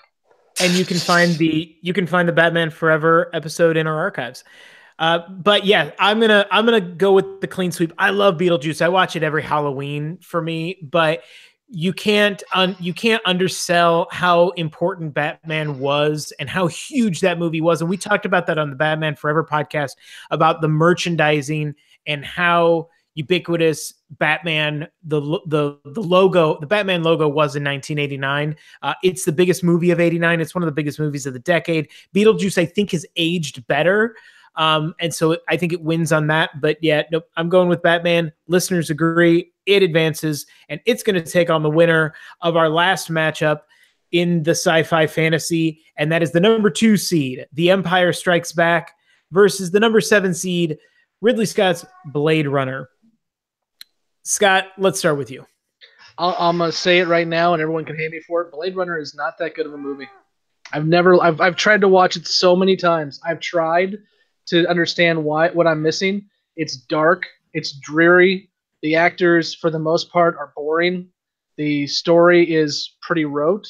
And just because you want to put 15 million theories into it over the years doesn't mean that's what the director was trying to do. The director was just trying to make a movie that didn't come out very well. So Star Wars is really good, and I'll talk about it later. Okay. Ryan, how about you? Star Wars. You have 2 Blade Runner movies out right now. And with Blade Runner 1, you have so many different cuts. The second movie is way better, but Empire takes the cake. Okay. And Craig? Yeah, I got to say that I feel weird having Star Wars in this bracket at all because to me, it's on the pantheon of – it's on a different level of movie, so I don't ever associate Empire Strikes Back with the 80s. But, I mean, you've got to vote for it in this matchup. It's no contest. But I will say that later on down the road, I'm going to have a hard time voting for it only because I feel like it's just so – it's not tied to a decade for me, much like you were saying about Christmas Vacation, Lou. This movie to me, it's Star Wars, and you just think of it as Star Wars and you don't really care about when it came out. I hear you on that. I would almost say it's still kind of it has a 70s vibe if you watch it. It really does. And that's because it's Lucas's push on that, although he didn't direct it, but still it has a very 70s vibe. Yeah, I think I'm going to tease the discussion on that because I think we're going to dive into that a little bit next week, and because I've got a working theory. And we can dive into it next week because Empire Strikes Back is Hold on, let me mute Ryan and his god-awful earphones there. Okay, continue. Okay, because, we'll have that conversation next week because Empire Strikes Back is advancing. It trounces Blade Runner 111 to 27 in our listener poll. So there wasn't really even any real fight being put up by Blade Runner there, which I was kind of surprised because I know it's got there is a huge following for that movie. So Anyway, we'll get to Empire Strikes Back next week, but in the meantime, we're going to go ahead and move on to what the fantasy winner is going to be facing, and that's the winner of the drama bracket. So we're going to start off with our number 1 versus our number 8 seed, and I'm going to go first on this one because we have our number 1 seed, Dead Poet Society, versus the number 8 seed, Purple Rain. And I know where this panel is going. Oh my God. So I'm going to say this. Purple Rain deserves to be on this bracket. No, it does not. Send your hate tweets to @thefake_Lou_hair. I don't care what you say. It was one of the highest grossing movies in 1984. Prince went from star to megastar after this movie came out. It was nominated and won an Oscar. It made Prince what he was, launched him into the stratosphere. And because of that, there's very few superstars tied in with the 80s. One of them is Prince. So I'm actually going to go ahead. Not only did I put it on the bracket, and because I also know where this is going, I'm going to go ahead and toss it some love and give it a vote. Purple Rain over Dead Poet Society. You sick freak. Craig is giving me the death glare through Google Hangout. So Craig, ahead. It's fine. It's very well documented that Dead Poet Society is my favorite movie, period. So obviously I'm going to vote for it. But then Lou and I had a little bit of a side conversation on this. And Lou said something to the effect of, oh yeah, because when I think of 80s, I think of boys in a preparatory school in the 50s. School ties. But my thing is, that Dead Poet Society, when I think of the 80s, I think of it as a decade of coming-of-age films. You've got Back to the Future. You've got Ferris Bueller's Day Off. You've got Fast Times at Ridgemont High. And I would argue that the best representation and the best written coming-of-age story out of all of those is not a comedy, it's a drama, and it's Dead Poet Society. And that's why it gets the vote. Yeah, you've forgotten one that we'll get to in a minute that's also on this bracket. But anyway, I'll give you your vote for now. Ryan, how about you? Oh, Captain, my Captain, Dead Poets. You know, Purple Rain is iconic, and the music in it was great. Dead Poets. All right. And Scott, how about you? The Rain Man, Amadeus. Let's see here. War Games. Sex, Lies, and Videotape. Moonlighting, for God's sakes. Moonlighting? I'm just throwing freaking Moonstruck? No. I'm throwing out just stupid ass stuff just to say that's better than Raging Bull. Well, Urban Moonlighting's Cowboy. a TV show, so No, there was actually a movie before it was a TV show, but okay. I'm just saying. I'm on Golden Pond. I mean, what the hell? What? Good. Come on. Okay. And also, you want to do Stallone? First Blood actually did come out in '82, and that is definitely a drama. More so than anything else. Mm-hmm. But Rambo is First Blood Part 2, and that's when people Scott, think Rambo. Just let the movie die. Just let it die. Just kill it. Okay. Kill it. Just kill it, Scott. Dead Poet Society. And then it can join the Dead Poets. Yes. Just kill it. Yeah. Okay. So yes, we all know this. Dead Poet Society is advancing. It wins heavily in the listener poll as well. Purple Rain did get some votes, but a very small amount. They're there. No, it's fine. I look, nothing wrong. Be strong. Dead Poet Society over Purple Rain. No brainer there for most people. Moving on to Rain Man, which you mentioned. It's on this bracket. Okay, what do you fine. like? Where's War Games? Where's Amadeus? Okay. Yeah, because people are still talking about Amadeus to this day. Anyway, won an number Oscar. 4, 2 movies. Yeah, so did The Last Emperor and Out of Africa. The 80s Oscars were weak sauce. Okay. Anyway, the number 4 seed, Field of Dreams, a movie that did not win an Oscar, versus a movie that did win an Oscar. The number 5 seed, Rain Man. Let's open it up. I'm gonna give Scott a couple of minutes to compose himself. No, I'm just gonna vote for Field of Dreams, which I think is funny because I brought up Rain Man. Yeah, exactly. See, this shit isn't as easy as you think it is. You want to throw out titles, and then when it comes down, when it gets to nut cutting time, look at what happens. Field of Dreams. Move on. Okay, Ryan, how about you? As much as I love Judge Wapner, Field of Dreams. Yeah. Greg? Is this heaven? No, it's Iowa. Field of Dreams. Yeah. And just so you know, game just went final. And number God. 1 seed lost by 20 points. To Oh my 16 seed. God! Wow. Is that a first? I don't know. It's It's a first in history. UMBC. I don't know Who where the hell they're is from, UMBC? but their mascot is the Retrievers. That explains why we have no live viewers right now, because they're all watching that. Congrats. But we're going to move on with our bracket. Yeah, we're going to do clean sweep here. I think, Rain Man was more honored at its time, and Dustin Hoffman gives an amazing performance. But I think it's a little problematic when you watch it today, so I don't think it holds up very well, because it's essentially, about a guy exploiting his autistic brother to make money, and then faces no consequences. Meanwhile, Field of Dreams has that beautiful father-son story. It's wonderful. It's got James Earl Jones. It's going to advance. Listeners agree. We'll talk about it next week. I tried to go to umbc.edu and their website is down. Because everyone else Everyone's trying to see where they're at. I googled it and their website is down. All right.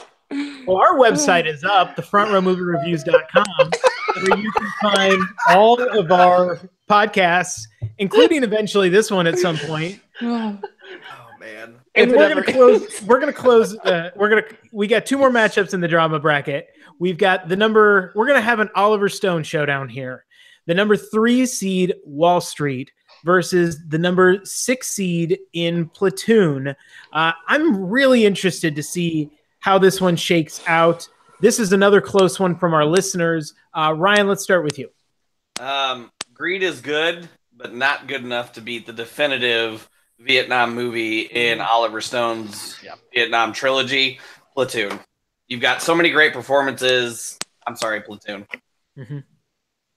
All right. Scott, how about you?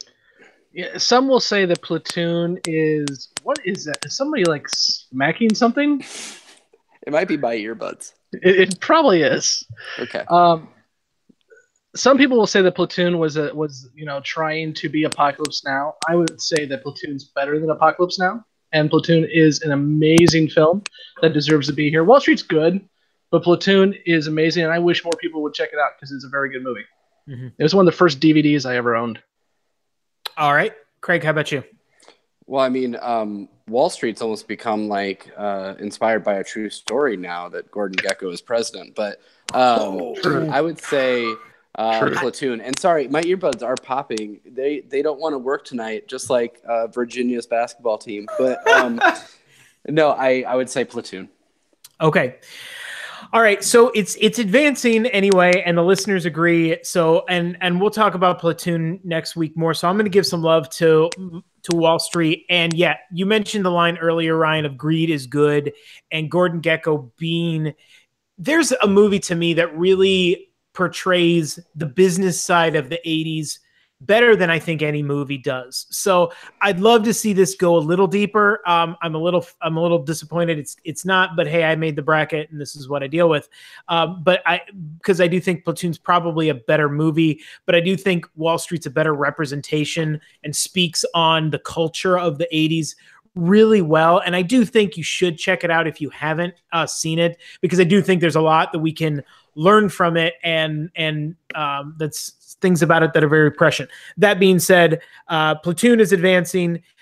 Our listeners in another close one, 73-61. Wall Street actually took an early lead on this, but Platoon ends up pulling it out over the end. It's going to advance and go up against the last matchup in our drama, the number 2 seed, James L. Brooks' Terms of Endearment versus the number 7 seed, Fatal Attraction. Ryan, let's start with you. What do you think? I like a good thriller, and nothing says thriller like Glenn Close boiling a rabbit, so Fatal Attraction. Okay. Craig, how about you? I'm going to go with Fatal Attraction as well. Okay. And Scott? University of Maryland, Baltimore County was formed in 1966. It is an honors University of Maryland. It's Fatal Attraction or student population. It's smaller than Western Illinois. Its student population is 13,000. But they're D1. Okay. And their website's still down. Let's take a moment to mourn the death of the poor rabbit and vote for Fatal Attractions. Okay. Yep, I don't disagree, and I think this is a recency bias issue. I think as well, because I think Fatal Attraction it's a later '80s versus an early '80s in terms of endearment.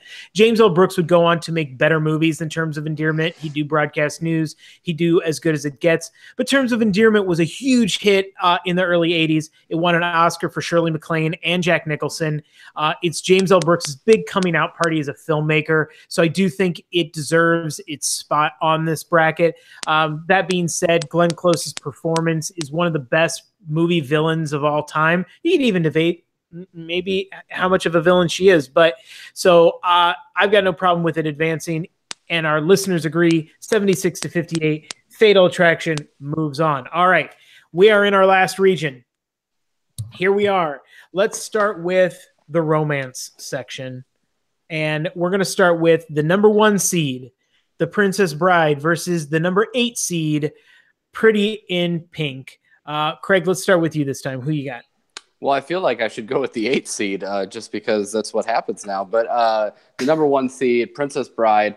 This is a movie that I really enjoy, and I've been desperately trying to get a flashback on. But my brother, Scott McFarland, hates this movie with a passion because he doesn't want to talk about it. It's actually one of the most requested movies that we've ever had. It is. Whenever I ask, what should we do a podcast on? Everybody says Princess Bride. I don't hate it. I just don't think it's as iconic as you all make it out to be. I don't hate it. Scott, let's do it. All right. That's Princess Bride. Okay. So, Scott, okay. Let's go to you. What do you say? Princess Bride, although, because of all the John Hughes movies and all the Brat Pack movies, Pretty in Pink is one that really doesn't stand out for me because I'm not a teenage girl. So, Princess Bride. Okay, Ryan, and you? You know, you mentioned John Hughes. I'm a little upset saying Elmo's Fire isn't on here, but that's not a John Hughes movie. Right, but still the Brat Pack. You're right. Yeah. Kinda. Princess Bride. Okay. It has a good song in it. It does. It's a very good song. But okay.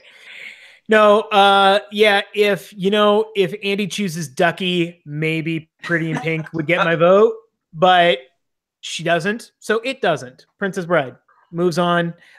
Listeners agree. Listeners agree. 122 to 22. Princess Bride advances. And it moves on. That was one Molly Ringwald movie. We have 2 more Molly Ringwald movies to get to. Yeah, okay. How does Molly Ringwald get more films than Sylvester Stallone in the 80s? Sylvester's because they were popular. They were very popular, and especially when you talk romance, maybe if Stallone had diversified a little bit, he could have gotten something maybe in a romance section. But as such, here we have a John Hughes showdown, a Molly Ringwald showdown, number 4, and an Anthony Michael Hall showdown. Number 4 seed, The Breakfast Club, versus the number 5 seed, 16 Candles. Ryan, your thoughts? I hate you for this matchup. Both of these are classic John Hughes movies, but I'm just going to say Breakfast Club, because while you see this teenage angst of Samantha as she's growing up and forgetting her birthday, yada, yada, yada, you see so much more with those, was it 5 kids? No, 6. 5 kids in the detention, learning how to grow through each other, learning their stories. That's the better movie. Okay. And Craig, how about you? Breakfast Club. It's the, again, a very good coming of age tale. Not as good as Dead Poet Society, but it's a wonderful movie. And they told me not to, and I haven't forgotten about them. So Breakfast Club. Okay. So I'm going to go ahead and give my vote because I disagree with you. I think it is a better coming of age movie than Dead Poet Society because it is 5 teenagers figuring out things for themselves and really growing, and not necessarily using the wise magical teacher, which is a trope of the 80s that was used before Dead Poet Society. So it's the douchebag principal. But hey, he's the antagonist. He's not the reason for their growth. They learn and talk to each other and open themselves up to each other. I love this movie.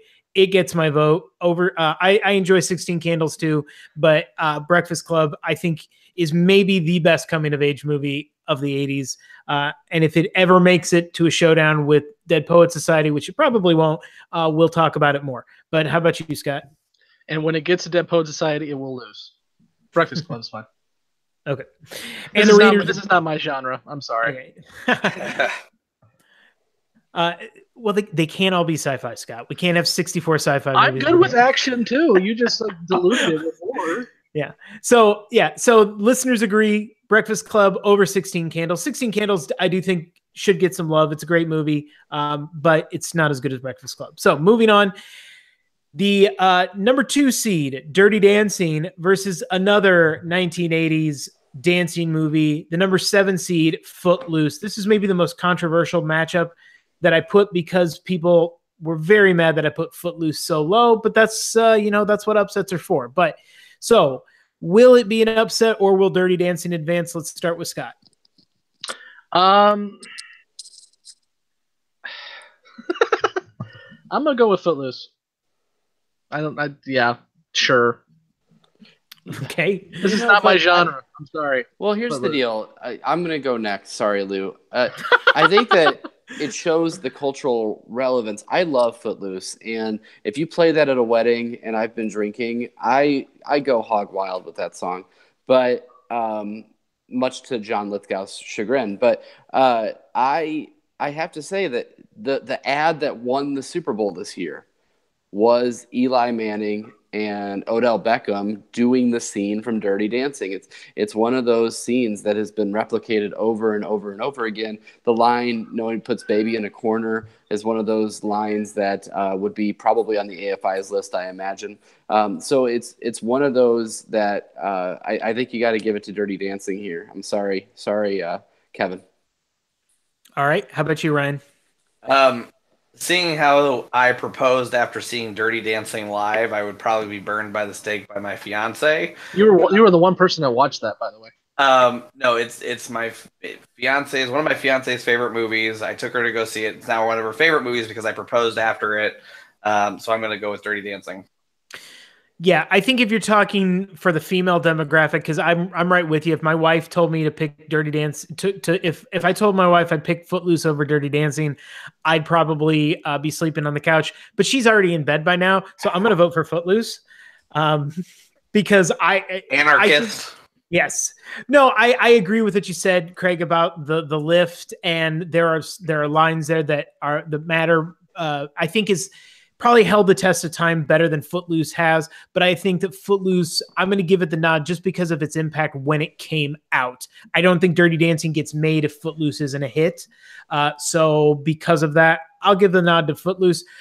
But it's not going to matter because our listeners our vote doesn't count. Our vote it's going to go to Dirty Dancing 91-48. Not as close as I thought it was going to be. So it advances, and it's going to take on the winner of the last matchup in our romance round. The number 3 seed, When Harry Met Sally, versus the number 6 seed, Cameron Crowe's Say Anything. Scott, what are your thoughts?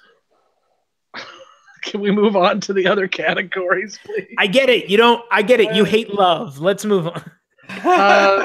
Just because it will screw things up for everybody, Say Anything. Okay. And Ryan. I'm gonna go Say Anything because no, I'm being serious because I love all sorts of movies, but you've got Rob Reiner versus Cameron Crowe, but you think of the two iconic scenes. You have the orgasm in the restaurant and the boombox over the head, and nothing says 80s like boombox over the head. So I'm going to Say Anything. All right, Craig, how about you? What if I told you I've never seen either of these movies? I'm going to go with When Harry Met Sally, only because I think Billy Crystal's in it, and I like him. He's on the poster. Right. That's the kind of sharp analysis you expect from us here in the front row. So, to give you maybe a more reasoned approach for why When Harry Met Sally is going to advance, because I'm voting for it and the listeners agree. I love Say Anything is great, and that scene, the scene of the boombox is incredibly identifiable. Everybody knows that moment, but I defy most people to know any other moment from that movie. Whereas When Harry Met Sally, I think, sets the template for romantic comedies for the 90s, which become a huge staple in 90s culture. When Harry Met Sally comes out in 89, as does Say Anything. And I think When Harry Met Sally is just very sharp, incredibly funny. I like Say Anything, but When Harry Met Sally is advancing because our readers agree, or I keep saying readers, our listeners agree, 98-40, When Harry Met Sally advances to the next round in the romance. So that's dumb. That gets us, well, stay tuned because we are now in our final region, the family region. We've got 4 matchups to go. We'll start off with the number 1 seed of the family bracket, E.T. versus the number 8 seed, The Neverending Story. Ryan, let's start with you. E.T. Sorry. It's, Oscar nominated as opposed to Neverending Story that got nothing. I like Neverending Story, but E.T. is more endearing as it gets when it comes to remembering my childhood. I had an E.T. doll that I held, and the neck just kind of got longer as I held it. So, yeah, E.T. Scott, how about you? Never-ending Story. Okay. No, I think Never-ending Story is a better movie. I'm sorry. Wow. I loved Spielberg. I love Spielberg. But E.T. drags, guys. Watch it again. I will. Okay. At least 3 more times. That freaking alien dies for about 40 minutes. He just wastes away for a long time. He also gets drunk. I had so much fun. I took Anastasia, my oldest daughter now, to Neverending Story because it was out for the 25th or 30th anniversary in theaters. It holds up in theaters. It was amazing. Cool. Atreyu's a badass. All right, Greg, and you? I'm going to go with Neverending Story as well. Yeah! It's one of those things. I never got the appeal of E.T., honestly. Close Encounters of the Third Kind, great movie. E.T., it gave us Drew Barrymore, I guess, but so did her parents. So Neverending Story has one of the most memorable and most gut-wrenching death scenes of anything ever. Scene. Yeah, it is brutal to watch, and it was brutal as a kid. And the fact that the Neverending Story is still going on, I think that we really got to give it its credit because it's been well over 3 decades now. So, and that story has just never ended. Artax, you have to believe Artax. If it never ended, why was there a sequel? A shitty sequel. Really. Hey. Well, really, there was only a sequel because there was 2. It blows your mind so much that it's not going to end. That they decided that just for us peasants, they would explain and break it up into for 10 points. What was the princess's name? Because he has to name the princess. What's her name? Peach. No one remembers. Who are you asking? No one remembers, and that's why. Is it the young princess? It's Starchild. It blows my mind that this is this close. Oh, shut up! Because we can't even if you can't even remember it, but everybody knows E.T. Phone Home. Everyone knows the finger. Okay. Everyone knows Elliot. Ouch! Everyone knows that movie. Everyone knows how to flush the toilet too, doesn't it? That means it's a vital part of society. It was Starchild, by the way. So. And maybe this is a generational thing, but if you were a kid in the early 80s, you saw this in the theater and you wept. You were inconsolable when E.T. died. So that is a seminal moment, I think, for a lot of kids. I don't think Neverending Story has that moment. Listeners agree. E.T.'s advancing. We're shutting down this noise. Sick man. Artax is not memorable when he drowns. We're moving on. Falcor, man.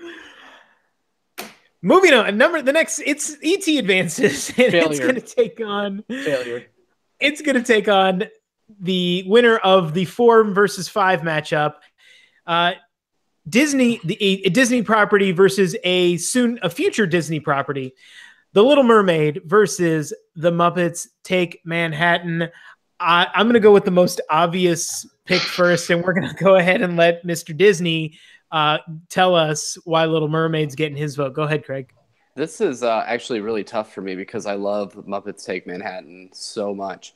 I think that you have to give Little Mermaid a lot of credit for starting the Disney Renaissance, and Michael Eisner and Jeffrey Katzenberg bringing their vision to the screen. Lots of great stories there, like how part of your world was actually cut after viewer screenings and then added back in at the last minute. But I've got to say that Muppets Take Manhattan for me is going to get my vote. Yes! Because I love Kermit. I love that damn frog, and the song "Somebody's Getting Married Today." It's just, I mean, truly a masterpiece. Actually, I like it better than the Muppet movie. So, all right, truth. So Lou, suck it. Wow. Okay. Hey, anything can happen. A 16 seed can beat a 1, and Craig can vote against a Disney movie. I think, like you said, Muppets became Disney shortly after. So, so that helps you sleep at night. Okay, whatever. All right, Ryan, how about you? I'm gonna go with Little Mermaid. I love the Muppets. To me, a staple of my childhood was Muppet Babies. So they never made a Muppet Babies movie, so I'm gonna go with Little Mermaid. Okay, Scott.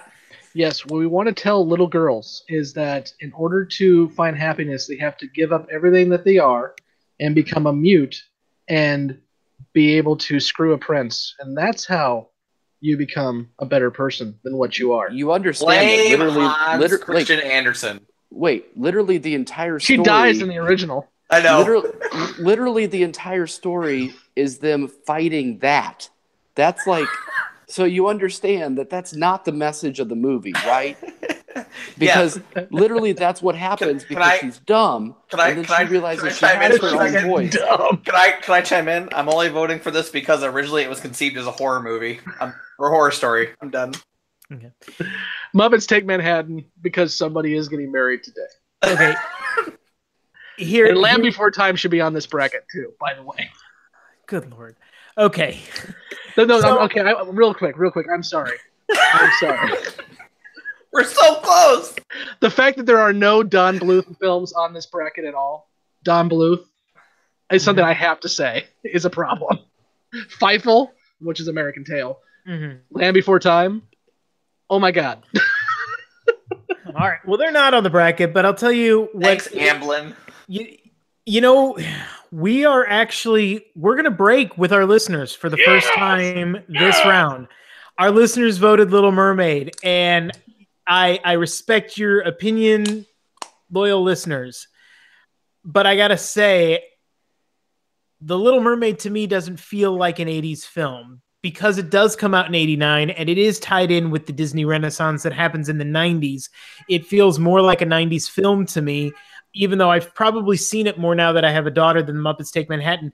And the point that I'll bring out to you, Scott, to jump on what you say about the problematic, one of the center musical numbers is a racial stereotyped voiced crab trying to convince a man to kiss a 16-year-old mute that he's just met.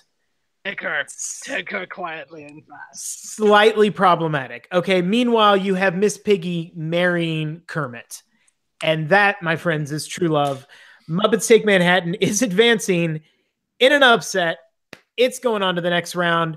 It's going to face the winner it's going to face E.T. Moving on to our last two matchups. We're almost there, folks. We're going to start with the number 2 seed, The Goonies, versus the number 7 seed, Tom Hanks's Big. So, Scott, let's start with you. I'm sorry, I was listening to somebody's getting married. Seriously. Big and what? Oh, Goonies. Oh, Big and Goonies. Okay, Big isn't making it out of this round, so I'll say Big is a very fun movie. I love Tom Hanks in it. It's one of his best roles, which is one of his first roles, was really good. But yeah, Goonies. It is the 80s again. Mm-hmm. All right, Craig? I will say that I have in my house the FAO Schwartz mini piano that my son really enjoys. But it's got to be Goonies Never Say Die. It's the Goonies. Ryan? This is hard for me. I love the Goonies, the adventurous spirit at heart, but You know, I do love that coming of age story and finding yourself. So I'm going to say Big. Okay. Yeah, as much as I love Big, and I think Tom Hanks gives just an amazing performance in that movie. Yeah, it's got to be Goonies for me as well. Only one of these two movies has a music video that features the Iron Sheik, Rowdy Roddy Piper, and a woman we won't mention. For wrestling fans, will get that reference. But no, and Captain Lou Albano. So no, it's Goonies. Yeah, we'll talk about it more in future rounds. Big is a great film. If you've never seen it, you should see it. This was a closer matchup than some of the other ones in our bracket, but the listeners agree 83-61. Goonies is advancing, and it's going to take on our last matchup of the night. The number 3 seed, Who Framed Roger Rabbit, versus the number 6 seed, Jim Henson's The Dark Crystal. Scott, no, we started with Scott last time. Ryan, we'll start with you. Christopher Lloyd. He was freaking scary when I was growing up as a kid in this movie. It's Christopher Lloyd. And for that reason, Bob Hoskins, nice supporting. So I'm going to go with Who Framed Roger Rabbit. When I killed your brother, he sounded just like that! Scott, can I put you down then for Who Framed Roger Rabbit as well? Yes, sir. I'm also listening to the entire soundtrack of Muppets Take Manhattan. Okay, together again. Me as well. You can go ahead and just mark me down. Okay, Who Framed Roger Rabbit? I'm gonna give a little bit of a shout out to The Dark Crystal because it's a Muppet movie in and of itself. But it's a darker Muppet movie. It's Jim Henson kind of exploring a little bit more of his darker side, which for those of us who remember the Muppets on SNL, remember that the Muppets started off a little darker, a little more adult oriented. So this kind of toes that line, bridges the gap between adult Muppets and kids Muppets. It's an interesting movie, and I think if you're a fan of Jim Henson, but you've never seen this, you should check it out. That being said, Who Framed Roger Rabbit? There'll be more to say about it in future rounds. It's going to advance. Listeners agree, not even close on that one. 121-23. Who Framed Roger Rabbit advances, and that's going to do it for our part 1 of our 2-part Ultimate 80s bracket. We have gone through the first round. Not a lot of upsets so far. The only major upset I think is Muppets Take Manhattan over Little Mermaid, and that's mostly an upset because that's the only time. It's the only one where we go against our listeners. So I think we're all pretty much on the same page for most of these. So what we were going to do is we were going to update these brackets, and we will put these up on our Facebook page so you can discuss. Tell us what you think, but there is still time for you to participate because, as we said, part 2 of this podcast will be next Friday, assuming everyone is well and available. The same time next Friday on YouTube, we're going to come back and we're going to complete these brackets. So you've got a week between now and Friday to go to Brackify.com, look for the Ultimate 80s bracket, and make your voices known. Vote. You can complete the bracket all the way to the finals and pick your ultimate winner.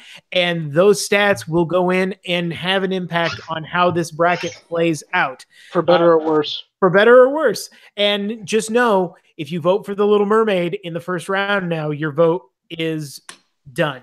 But if you vote for any of the ones that lose in the first round, Godspeed. But in order to really have an impact, you might want to consider just at least skimming through the first round and then really think through those last rounds because it will impact how we go forward. So we're running long here, but before we go, I just want to make sure, does anybody have anything they want to plug before we get out of here tonight? Nope. Just keep checking the feed. Together again. Yes. Check our feed at Front Row Reviews on Twitter. Find us on Facebook, the Front Row Network. You can send your hate tweets about this bracket directly to me at the Fake Lou Hair or at Front Row Reviews. And in the meantime, keep checking out what else we got on our YouTube page. We've got some podcasts coming down the line. I know I've got a Guilty Pleasures coming up at some point this month. We'll see that. And I know we've got some other great content coming to you as well. But that's going to do it. Thanks, guys, for joining us. Thank you for sacrificing history on the basketball. Who knew that when we were doing this, we'd be doing this one at 16 seeds taking down a number 1 seed? But maybe there'll be less historic matchups next weekend, and more people will join us for the epic conclusion to our ultimate 80s bracket. So for the front row reviews, I am Lou Hare. I'm Craig McFarland. I'm Scott. I'm Ryan. And Rafa Khan should be on this list. And as always, we'll see you in the front row. Bye-bye.